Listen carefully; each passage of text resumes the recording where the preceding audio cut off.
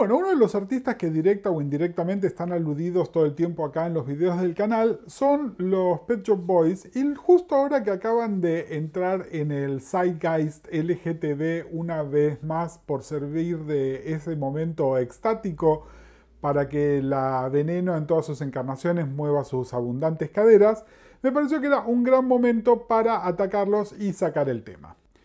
Antes de que se den cuenta que no soy lo que quieren y que no se los puedo dar más, les recuerdo que soy Gustavo Casals, soy psicólogo de profesión, comunicador por elección, un charlatán irremediable y difusor de los temas de la intersección de la cultura LGTB y la cultura popular por vocación. Casi desde el principio del canal, desde que empecé a planear un poquitito más estructuradamente qué es lo que quería hacer, los Pet Shop Boys están en mi lista de cosas que quería cubrir y la verdad que no le encontraba muy bien la vuelta a cómo encararlo, y es más, les diría que sigo sin saberlo del todo. Inevitables, por acuñar mi muletilla favorita de la etapa imperial, imposibles no mencionarlos cuando hablamos de Erasure o del Italo Disco, pero si hago una cronología con todo lo que quiero decir, me queda un video que es más largo que el último que hice, el de la Legión, y ya sabemos qué opinan el editor y el gran público al respecto. Les voy a ser sinceros, una de las cosas que influye en esta dificultad para hacer este video es que soy fan de una manera que los cubiertos hasta ahora probablemente no soy fan. Probablemente les diría nada más Kylie y la Mujer Maravilla. Tal vez lo que prefiero es explicar un poco mi conexión personal con ellos y con su contenido y resaltar algunas cosas aisladas que puede ser una manera de invitarlos a ellos a la conversación y a ustedes a que participen de esta conversación también. Así que aquí va, del modo más postmodernamente clickbaitero del mundo, 10 cosas sobre los Pet Shop Boys que solo me importan a mí y tal vez, solo tal vez, a ustedes si los convenzo. La número 1 es que los Pet Shop Boys son total y absolutamente boomers, en el sentido lato de la definición, es decir, no boomer como sinónimo de viejo, tal como se lo utiliza hoy, como a veces me dicen a mí, que soy orgullosamente pura generación X, sino que ellos son del boom posta del nacimiento, del boom de nacimientos que vinieron después de la posguerra en el hemisferio norte, y solamente con 5 añitos de diferencia entre ellos, diferencia que obviamente se va licuando con los años, pero que en algún momento tuvo que ser un tema cuando ellos se conocieron en 1981. Neil es del 54 y Chris es del 59. Esto significa que son bastante más grandes que los músicos que estaban en el top, en el candelero, cuando ellos se lanzaron en 1986. Es decir, son de la misma generación musical, pero claramente no son de la misma generación etaria.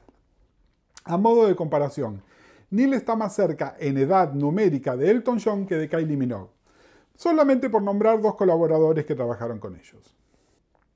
Esto se ve y se escucha. Muchas de sus decisiones están teñidísimas de esto.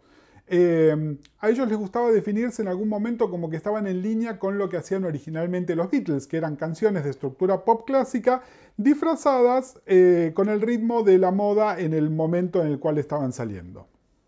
Y sí, y no necesariamente para meternos a discutir este punto, pero los Pet Shop Boys seguramente tienen más en común con los Beatles tardíos, digamos, que con la mayoría de sus contemporáneos y sus seguidores pop, y con seguramente mucho más que ver con los Beatles que varios de los imitadores Beatles que vinieron después en los 90. Eso, lo que quiero decir es, los Pet Shop Boys son boomers disfrazados de generación X. El disfraz obviamente es como súper transparente ahora, pero tuvo en su momento algunas intenciones engañosas cuando se lanzaron y de manera bastante poco creíble se sacaron 5 años de edad cada uno para no quedar tan vetustos cuando salían en las notas del Smash Hits. Número 2. Es imposible discutir a los Pet Shop Boys sin tener en cuenta el teatro musical. Y sí, no tengo vergüenza para decirles que llegué unos 20 años tarde a esta conversación cuando yo personalmente supe algo más sobre teatro musical. Las pistas de esto, claro, estuvieron todo el tiempo adelante nuestro, desde el primer reportaje donde ellos se identificaban más con Gilbert y Sullivan que con OMD, y hay obviamente motivos por el cual el show Performance tiene la estructura que tiene y la seguidilla de shows que hicieron en el West End londinense se celebró como se celebró y de hecho tomaba el nombre y el leitmotiv del clásico Somewhere de West Side Story. Las canciones de los Pet Shop Boys, especialmente aquellas que tienen alguna ambición de ser algo más que bangers ítalo disco, y créanme, los bangers ítalo disco son bien poquitos y muy esparcidos en el tiempo, toman su estructura de las canciones del teatro musical. Especialmente del teatro musical de la era de oro, de los 40 y los 50, de los Rogers, de los Hammerstein, de los Hart, de los Lerner. Y líricamente hay Sondheim por todos lados, absolutamente por todos lados. Por supuesto, para que esto sea evidente hay que ser sometido a muchísimo Sondheim primero, pero una vez que lo escuchás es imposible dejar de escucharlo.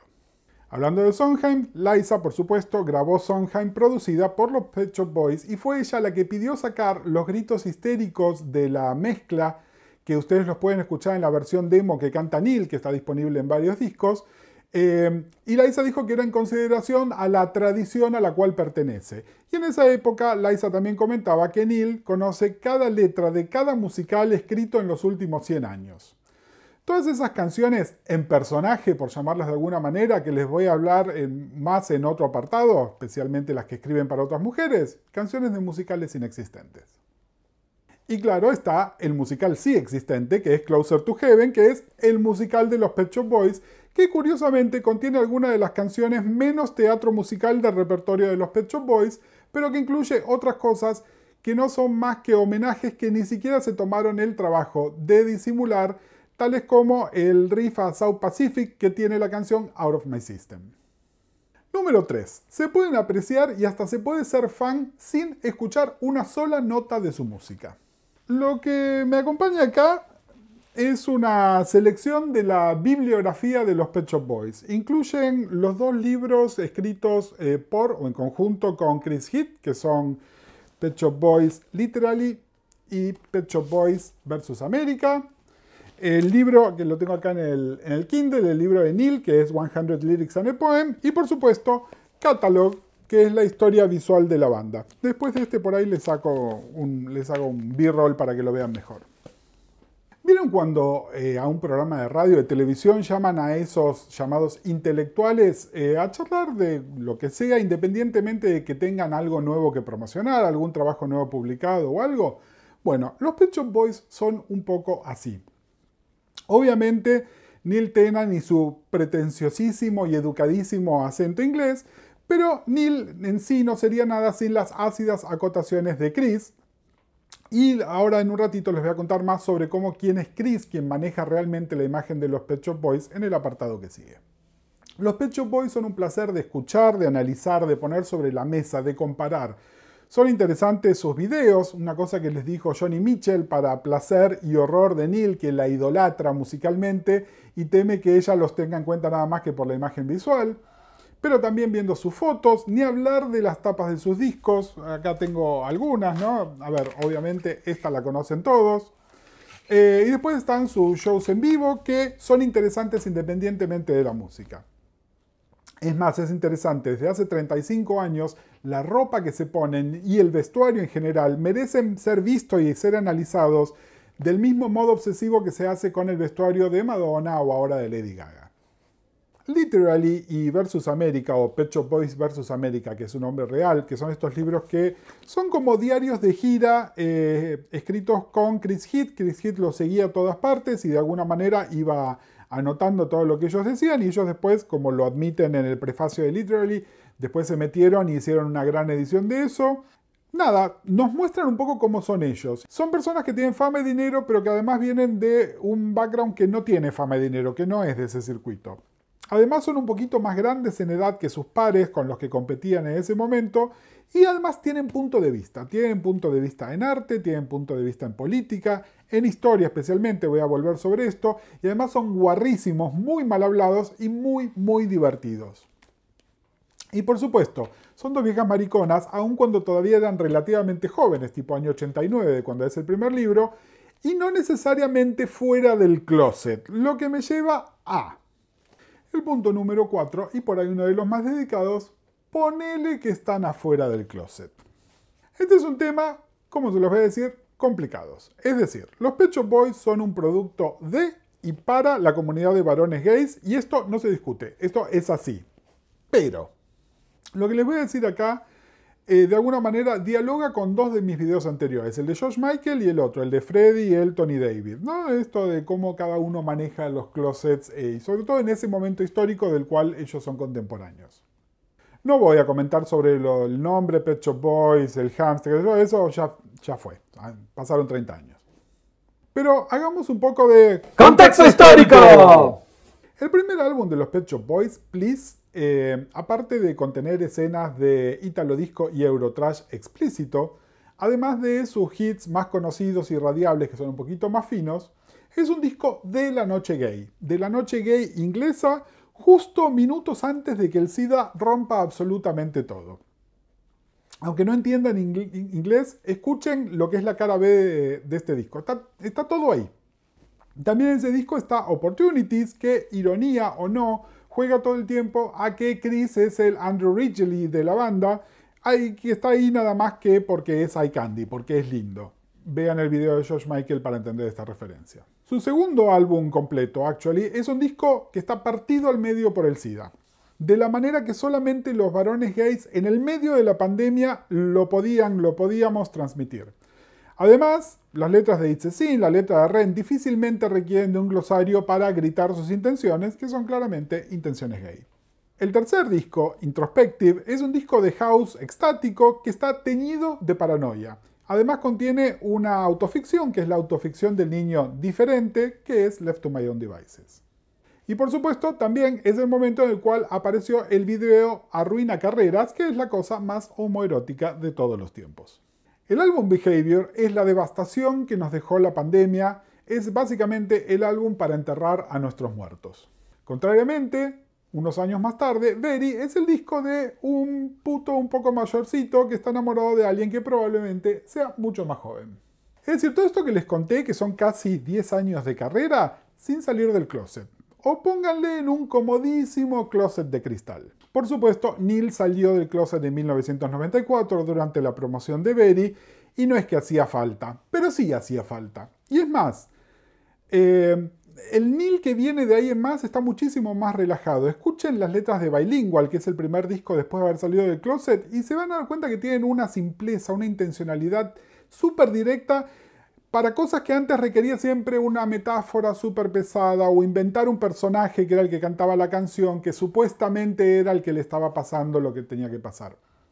En ese disco, canciones como The Survivors o It Always Comes as a Surprise, te das cuenta que no hay personaje. Es Neil llorando muertos en una, es Neil descubriendo que alguien todavía le puede mover el piso en la otra. Y a todo esto, Chris, 2020, hoy, todavía no se ha expedido al respecto. Y entonces acá retomo algo que les comentaba hace un ratito. Neil se ha cansado de decir que el ingeniero detrás de la marca Pet Shop Boys, de la imagen pública de los Pet Shop Boys, de cómo ellos se presentan, es Chris Lowe. Y Chris, ya sabemos, su filosofía es menos es más. Véalo en vivo, menos, siempre menos. O mejor dicho, nada. Chris, por principios, no hace declaraciones. Chris dice en una canción todas las cosas que no le gustan y después hace un chiste que dice que lo que sí le gusta apasionadamente, pero nunca nos dice qué es lo que le gusta. Chris es el que ha corregido gacetillas de prensa porque implicaba que ambos integrantes de los Pet Shop Boys eran gays. Y obviamente Chris es gay, está en todos lados. Agarren las notas sobre las canciones que acompañan al librito que viene en el disco de Caras B Alternative, que ahora les voy a estar contando un poco más. Está clarísimo que ese misterioso Peter Andreas era amigo de la banda, pero muy especialmente de Chris, y que su muerte por causa de VIH a principios de los 90 lo dejó a Chris en un estado similar a la viudez.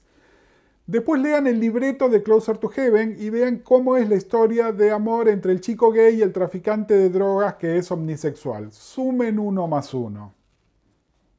Incluso Neil nos dice cuándo está en pareja y cuándo no, pero jamás nos contó con quién. Después los invito, lean la letra de la canción It Must Be Obvious. Después lean Literally. ¿Está Neil hablando de Chris Heath y algo que pasó entre ellos? ¿Cómo saberlo? Nunca lo aclararon. Les repito, yo los amo, claramente son visibles y yo personalmente, Gustavo, me siento súper representado por ellos, pero me siguen faltando unos 5 centavitos en algún lado para este tema. De todas maneras, esto me trae al punto 5, que es que son altamente políticos en el sentido más amplio de la palabra. Lo que les decía en el punto 3 sobre lo interesantes que son, tiene como explicación que se trata de personas altamente políticas en muchos aspectos que tienen que ver desde las administraciones de gobierno de su país de origen, que es Inglaterra, a temas varios de geopolítica y sobre todo a las medidas o falta de medidas de su gobierno y otros gobiernos con respecto al tema del VIH-Sida. Cuáles son las consecuencias individuales de todo esto y cuál es el activismo que ellos hacen en cuestiones de VIH-Sida. Es más, hasta hacen comentarios y tienen un punto de vista sobre la responsabilidad o no de salir del closet con respecto, por supuesto, guiño guiño, a terceros en la canción The Night I Fell in Love. Sus dos primeros discos, Please y Actually, son tan un comentario de la Inglaterra en los años del mayor poder thatcherista que es imposible no verlo. En algunos casos está de maneras indirectas o en otros está de maneras que son fácilmente malinterpretadas, como en el caso de la canción Shopping. Actually también tiene la canción It Couldn't Happen Here, que habla de la responsabilidad de los varones gays ingleses en la pandemia cuando les dijeron que lo que pasaba en Estados Unidos a ellos no les podía pasar. Behavior es obviamente un disco militante sobre la cuestión del VIH-Sida. Y hace muy explícita la cuestión rusa de una manera que les pondría los pelos de punta a más de un antivacunas de Argentina en estos días. ¿Por qué les digo esto? Porque el tema Rusia está omnipresente en los Pet Shop Boys, ya sea desde la perspectiva histórica, como puede ser en la canción Bolshoi, que es bastante actual, a lo que significó la caída del muro en My October Symphony, o los trabajadores migrantes que llegan a Inglaterra desde todo lo que es el ex bloque soviético en la canción London. Y más allá de la iconografía, también hay hasta ahí una manera de leer la canción Red Letter Day como estar embebida de esto. Neil es un fanático de la Rusia de todos los tiempos y está muy preocupado por la geopolítica rusa y esto está presente en todo el material de los Pet Shop Boys. Bastante más acá en el tiempo, el disco Fundamental es probablemente su disco más político y también el disco más cínico y más pesimista que han hecho. Y tiene que ver más que nada con la desilusión que tienen ellos con el alineamiento casi automático que tuvo Tony Blair con el gobierno de George Bush alrededor de la época del 2001. Ahí en Fundamental hay un par de ruseadas también. Y tienen también una beta liberal británica que de este lado del mundo nos puede sonar como un toque rara, porque tienen una canción que es la adhesión al movimiento en contra de las tarjetas de identificación tipo DNI y cómo supuestamente esto podía cortar las libertades de los individuos. Qué sé yo, por lo menos no se mandaron ninguna morriseideada y su comportamiento ahora en la época de la pandemia fue bastante positivo. Por favor, que se cuiden, que están mayoras. Y hablando de historia, no solo de Rusia vive el hombre, y hay mucho para elegir. Hay muchas canciones de los Pet Shop Boys que hablan de historia, hablan de hechos históricos, y les elijo una de mis favoritas, que es la canción Don Juan, es la cara B de Domino Dancing, que básicamente habla de los eventos que desencadenaron la Segunda Guerra Mundial en un ritmo electro freestyle muy de la época. Esto a su vez me lleva a que... Número 6. Algunas de las cosas más interesantes que hicieron no están en ninguno de sus discos. Además de Boomers, los Pet Shop Boys son producto de los años 80 y de los 90, y más específicamente de Inglaterra y de las características del mercado discográfico de esa época. Fieles a una tradición que va hacia atrás hasta los Beatles y que los Smiths de alguna manera perfeccionaron, utilizaron siempre las caras B de sus simples como una manera de presentar cosas menos comerciales, cosas a medio terminar o simplemente que no daban para un álbum pero que de todas maneras les parecía que el público estaría bueno que las conociera. Mucha de la música más interesante de los Pet Shop Boys son esas caras B. Lo sabemos los fans, por supuesto, lo saben ellos también, por eso uno de sus discos más logrados no es más que una recompilación de estas caras B, es este disco que es Alternative, que les mencionaba antes, y un poquito más acá en el tiempo sacaron otro disco que se llama Format.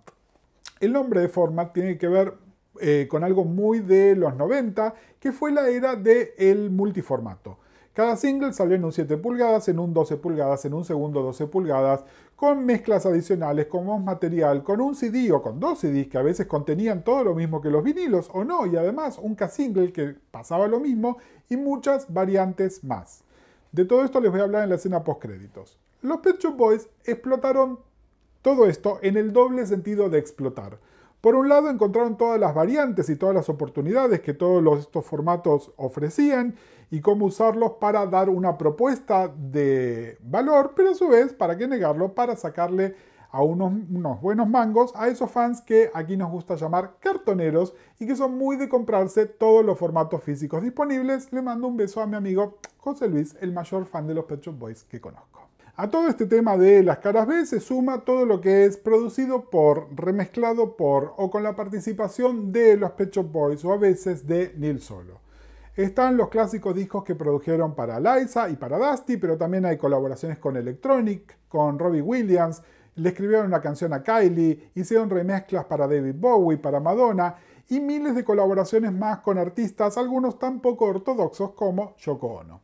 Es más, intentaron capitalizar todo esto en un álbum, disco 4, que solo funciona en los formatos físicos, por suerte lo tengo, porque como son estas cosas que pertenecen todas a una compañía diferente, en los servicios de streaming directamente lo levantaron porque no había manera de que todo figurara como un disco de los Pet Shop Boys.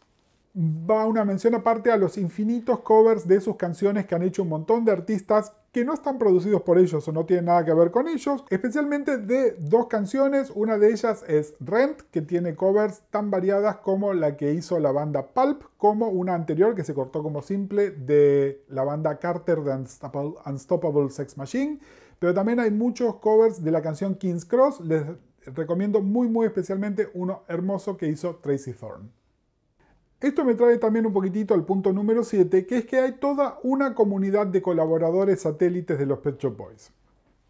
Como les decía, el producto Pet Shop Boys es muchísimo más que la música y en general trabajan con un grupo muy específico y bastante acotado de colaboradores, algunos que entran y salen, pero muchos de ellos que se sostienen en el tiempo, durante muchísimo tiempo, y por supuesto están con los que hicieron un solo proyecto. Yo les voy a mencionar algunos que son como casi parte del staff y que alguna vez se los puede llamar el tercero, el cuarto Pet Shop Boys. El número 1 del que les voy a hablar es Farrow. Farrow es Mark Farrow, que es el diseñador del 85% de la carrera gráfica de los Pet Shop Boys. Toda la iconografía de los Pet Shop Boys, desde las tapas de Chris, las tapas con Chris, miren, acá tengo una y acá tengo otra, ¿no? Es decir, la clásica tapa de Chris. A algunos otros experimentos gráficos, obviamente les tengo que hablar de la tapa de Berry, pero pensemos también en la tapa de Bilingual. Todos esos inventos son inventos de Farrow y ahora de su estudio de diseño que se llama Farrow. Es más, cuando decidieron no colaborar con Farrow por casi única vez, fue en el polémico por varios motivos álbum Release y fue uno de los errores más graves de su carrera que corrigieron al toque, es decir, hicieron course correct y continuaron en lo que ya es su cuarta década de colaboración con el diseñador gráfico. Después está el fotógrafo y videasta Eric Watson, que sacó algunas de las fotos más icónicas y clásicas de los primeros años de los Pet Shop Boys, así como la de la tapa de su primer disco, Please, y además es el director de varios videos clásicos, muy polémicamente el de Domino Dancing que les mencionaba antes, que en sus propias palabras e ironías básicamente terminó con la carrera norteamericana de la banda. Eric Watson falleció muy joven en el año 2012. A Chris Heath ya se los mencioné, es el coautor de los dos libros de la banda, es también el autor de los súper detalladísimos liner notes que acompañan a varios discos y reediciones de la banda. Vuelvo nuevamente a Alternative porque es acá. Es el co-narrador con ellos del track de comentario de la súper completa colección de videos Pop Art y sigue siendo hasta hoy el editor y redactor de la revista anual de la banda que se le envía a los integrantes de su club de fans. Además, Chris Heath se hizo rico y famoso escribiendo las dos biografías de Robbie Williams. Pete Clydal es el programador de la banda, por llamarlo de alguna manera. Empezó siendo soporte en vivo, digamos, dándole soporte a ellos en vivo para la banda, siempre detrás del escenario, desde hace más de 20 años y a partir de ahí colabora en todos los discos que hace la banda. De hecho, es muy probable que casi todo lo que escuchan ustedes en los discos de los Pet Shop Boys sean conceptos de Neil y Chris, pero que están ejecutados por Pete Clydal. Clydal además tomó de alguna manera el lugar del músico Andy Richards, que luego de colaborar muy extensivamente en la primera época de la banda, se lanzó a trabajar como productor a un sinfín de otros artistas y bandas y actualmente trabaja en la industria de la música para cine y series. Sam Taylor Johnson, antes conocida como Sam Taylor Good, y actualmente conocida como la directora de cine de películas tales como 50 Shades of Grey y es la esposa ligeramente más famosa del actor Aaron Taylor Johnson.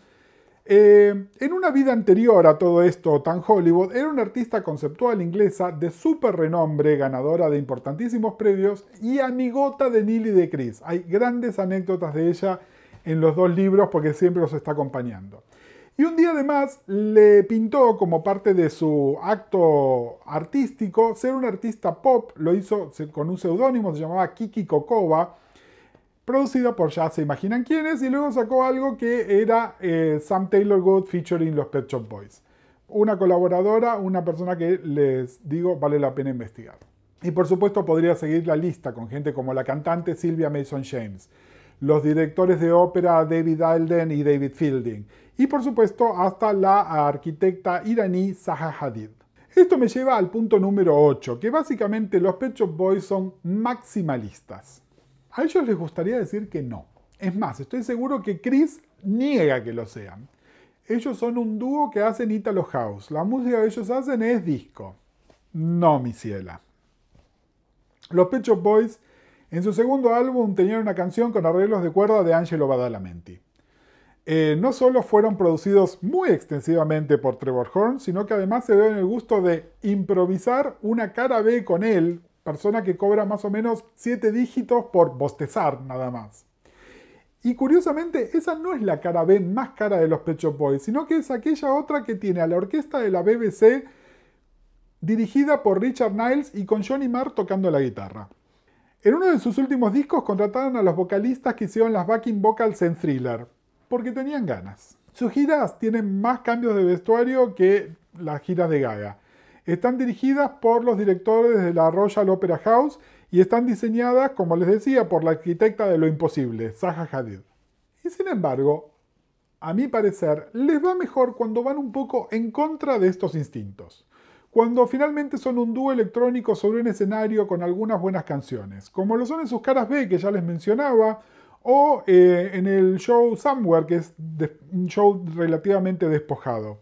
Neil mismo denunció esto tempranamente de otros artistas, hablando muy específicamente de Eurythmics, que decía que una vez que tienen éxito en los Estados Unidos, pasan de ser un pervy-synth dúo a ser una banda de rock con batería, un saxo, coristas negras, tocando en estadios. Neil, no escupas al cielo. Ya voy a hablar de esto. De hecho, sus fracasos artísticos más recientes fueron justamente dejándose llevar por la locura Trevor Horn en Fundamental o en ese fiasco californiano que hicieron que se conoce como Elysium. Y esto me lleva al punto número 9, que se podría llamar sale mal, pero que en realidad es que cuando la cagan con todo. Los primeros 10 años de los Pet Shop Boys son prácticamente una etapa imperial continua. Pueden gustarte más, pueden gustarte menos, pero es casi impecable. Se les puede criticar por ahí Domino Dancing, pero es más que el disco en sí las consecuencias comerciales que tuvo, o que de alguna manera anticipa algo de lo peor que está por venir. Algunos de los problemas empiezan justo cuando nos visitaron por primera vez acá en la Argentina con esa gira que hoy conocemos como Discovery, que presentaban Very y ese adefesio inescuchable, probablemente lo peor que hicieron en su carrera, Disco 2. Y ya sabíamos que había algo mal. Había bailarines a go-go en el escenario sin coreografiar. Percusión en vivo siendo todo lo latino que los chicos ingleses entienden por latino, es decir, mexicanos bailando flamenco en las playas de Brasil. Encima esta gira justamente lo lleva a Brasil y ahí empieza la debacle. Ponele que terminamos perdonándoles discoteca y single y que suenen a matador y porque finalmente los tambores de la batucada eran unas chicas lesbianas escocesas que lo estaban tocando, pero sea vida de... no. Y no es solamente antilatinismo que les digo que es cuando sale mal y la cagan. Porque cuando se decidieron hacer un disco de Britpop, cuando el Britpop ya estaba medio como por morir, decidieron hacer ese disco que a alguna gente le gusta, a mí personalmente no, y salieron de gira con 2 guitarristas. Me la imagino a Annie Lennox riéndose a un costado sarcásticamente, leyéndole a Neil declaraciones de hacía 10 años. Por supuesto, ya les mencioné Elysium, y calculo que son muchos menos los que llegaban a escuchar sus incursiones en el reggaetón y hasta una pseudocumbia. No, chicos. Pero sí, el punto número 10, y es lo más importante, es que directa o indirectamente, a veces para mejor y a veces para peor, tocan todas las áreas de interés de este canal, especialmente aquellas que fuimos cubriendo en los Goosplaining. La etapa imperial es una idea que viene y tomé de ellos. La diva que canta puede ser Liza, puede ser Dusty, puede ser Kylie, puede ser Patsy, y la lista sigue y sigue. La diva que sufre es casi toda la de las canciones que le escribieron a Liza, a Dusty, etcétera, etcétera.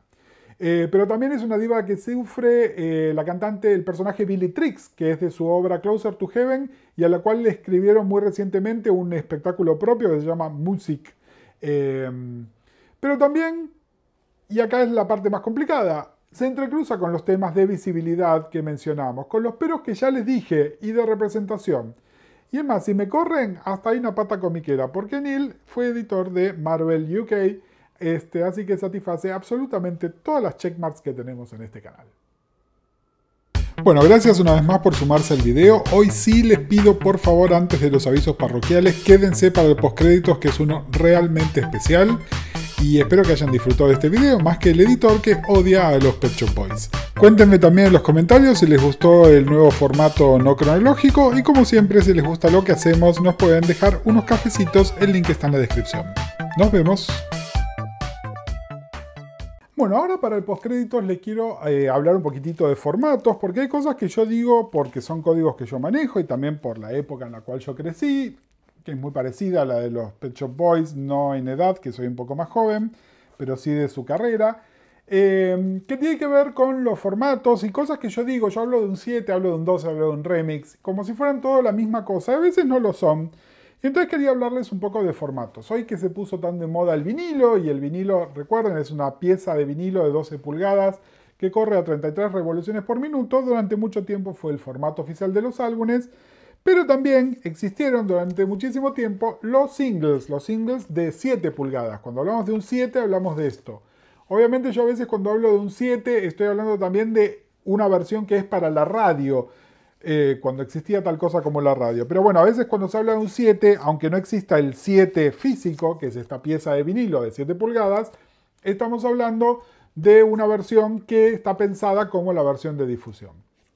El 7 pulgadas se vendía en casi todo el mundo, pero tuvo especial difusión en Inglaterra y se le prestaba mucha atención, tanto al simple como a su cara B. ¿Se acuerdan? Les hablé ya de la cara B y lo importante que era para ellos.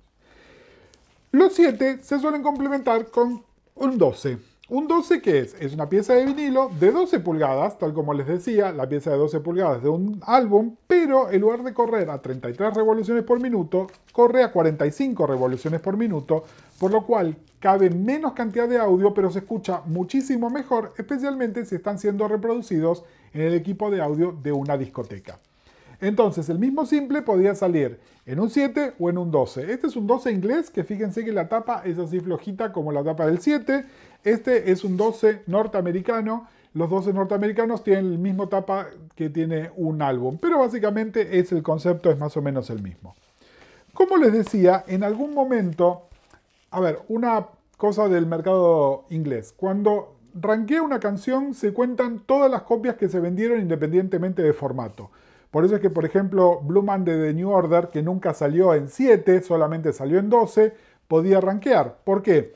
Porque para sumar, por ejemplo, las ventas de What Have I Done to Deserve This, se sumaban las ventas del 7 más las ventas del 12, más en algún momento se habilitó las ventas del 12 alternativo. Es decir, una canción podía tener 2 simples de 12 pulgadas. Generalmente lo que se hacía es que el segundo trajera algún material que el primero no tenía, que generalmente era una remezcla, y por eso es que a muchas remezclas, especialmente aquellas de los 80, se las conoce como mezcla 12. ¿Por qué? De la misma manera que una mezcla 7 es la mezcla que iba en el vinilo chiquito, la mezcla 12 es la que iba en el vinilo grande. Estas cosas son antes del house. A partir del house, las mezclas empezaron a tener generalmente el nombre de quién era el remezclador y no son remezclas donde cambias de lugar las cosas, sino que se le agregaba percusión, otros instrumentos, samples, etcétera, etcétera. Entonces, ya existían todos estos formatos. En esa época aparece el cassette. No les traigo ningún cassette porque no tengo cassettes de venta comercial de esa época, pero los singles salían en cassette también, en un formato que se llamaba K-Single. Y por supuesto, ahí ya existía el CD para los álbumes. Y entonces empiezan a salir en CD los singles. El primer intento de sacar CDs en singles, no tengo ninguno de los Pet Shop Boys, pero tengo dos acá, uno de la Human League y uno de Eurythmics. Eran estos, eran singles que eran un CD, pero era un CD que mide 3 pulgadas. Era así como un disquito de muñeca. ¿Qué pasa? Estos CDs que eran así chiquititos, aparte de que no cabían en ninguna batea, algunas máquinas de reproductores de CD se trababan, eran incompatibles con esas donde se mete el disco horizontal que no sale el carrito. Entonces medio que se descontinuó y básicamente los singles empezaron a salir en un formato de CD. En Inglaterra se usó mucho, los Pet Shop Boys usaron mucho. Si se preguntaban qué es esta caja que tengo acá, esta caja que tengo acá es mi caja con los singles de los Pet Shop Boys que vienen en formato, me dice acá mi asistente que sube, pero bueno, son los singles de los Pet Shop Boys que venían en formato así, de papelito. Entonces, por ejemplo, fíjense, yo tengo Left to My Own Devices, lo tengo en el formato este y en el formato este, cuando todavía compraba ambos formatos. En un momento pasé a comprar nada más que CD. Y por supuesto, también empezaban a salir los CDs dobles, que generalmente además venían con una cajita. Entonces, por ejemplo, este es el CD de I Wouldn't Normally Do This Kind of Thing. Son dos disquitos, se compraban por separado, pero uno de ellos venía con este sobrecito tan mono que nos permitía meter los dos singles en un solo sobre. Y también, por supuesto, en la época de Berry hicieron estas cosas más interesantes. Este es el single de I Wouldn't Normally Do This Kind of Thing, que venía con esto de plástico, que era carísimo para ellos. Nosotros nos lo vendían al mismo precio, pero el costo de producción era muy grande. Ellos, por supuesto, estaban en plena etapa imperial y podían hacerlo. Por eso también la tapa de Berry es esa tapa naranja, que el costo de producirlo era muy alto, pero no importaba. Entonces, hay un momento en principio de los 90 que todos estos formatos convivían. Por supuesto también en esa época los Pet Shop Boys sacaban otras cosas. Un poquito más adelante los formatos en cartón fueron desapareciendo. Y acá lo que tengo, este es el single de single, bilingual, discoteca, otras cosas. Que creo que había dejado por acá la segunda parte también, si acá la tengo. Entonces les muestro. Ya en esta época es 90 y largos. Salían los dos en lo que se llama Jewel Box, que igual no es la de un CD normal, sino que es así más finita. Esto es la etapa de bombardeo de formatos. Como les decía, los Pet Shop Boys la explotaron. Hay un montón de otros artistas también. Lo hicieron Erasure, Depeche Mode, un montón de otros artistas. Ni hablar de las bandas, de las boy bands y las girl bands, ¿no? El Take That o las Spice Girls, que por ahí hacían un single donde había 5 versiones, una con la cara de cada una de ellas, y apenas un contenido disimulado. ¿Por qué? Porque, como les decía, está el fan cartonero que lo que compra es la tapa más que el material que está dentro. Por supuesto, todo esto hoy desapareció, fue desapareciendo, los formatos físicos ya casi no existen. Sí existe el 12 pulgadas porque sigue habiendo DJs, entonces aparte de seguir editándose discos en 33 en vinilo, que son estos que ustedes hipsters coleccionan, también se siguen sacando los 12 de las cosas que están pensadas para la discoteca, porque el DJ después va y los pincha en vivo.